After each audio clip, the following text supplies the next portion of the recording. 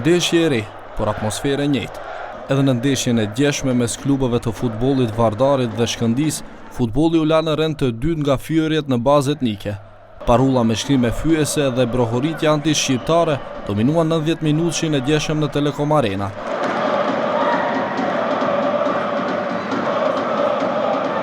Protagonist kryesor edhe dje ishin tifo grupi Kometet. Një nga udhëheqësit e këtij grupi thotë që gjuha e urrëtijes në fushat e futbollit nuk mund të ndalet. Ai thotë se këtë e bëjnë edhe tifo grupe tjera. Той национализъм присутен на сите надпревари. Без разлика значи кој игра Шкендија, кој игра Вардар. Присутен е, не може да се тргне. Сега моментов пак ќе кажам, значи не може ништо да се направи. Можеби не е во ред и не треба да биде. Значи може треба да се бодри само клубот, меѓутоа самата ситуација во држава ваква како што е, го прави своето и доаѓа до тој национализм. Kryetari i Shkëndijës Abdul Menaf Bexheti nuk ishte i habitur nga fakti se po dëgjonte këto ofendime nga Kometet, por se si atyre ju bashkangjitën edhe tifozët e rëndop që ishin dje në Telekom Arena.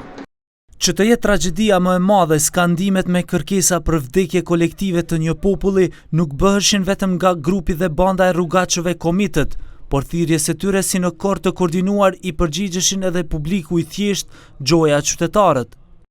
Gazetari i sportit Reshat Ibrahimi thotë se këtë fotografi e sheh në çdo ndeshje që zhvillohet në kryeqytet.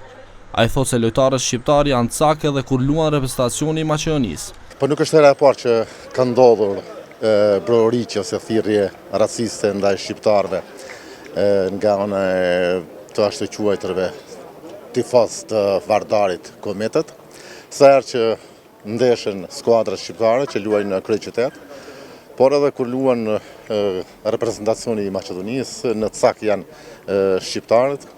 E derisa këto situata po përsëriten çdo vit në fushat e futbollit në vend, Federata e Futbollit të Maqedonisë pret raportin e delegatëve që të vendosë se a do të marrë masa kundër Vardarit. Prej atje dënojnë gjuhën e urrëtijes dhe apelojnë që në fush vendin e parë ta zë sporti.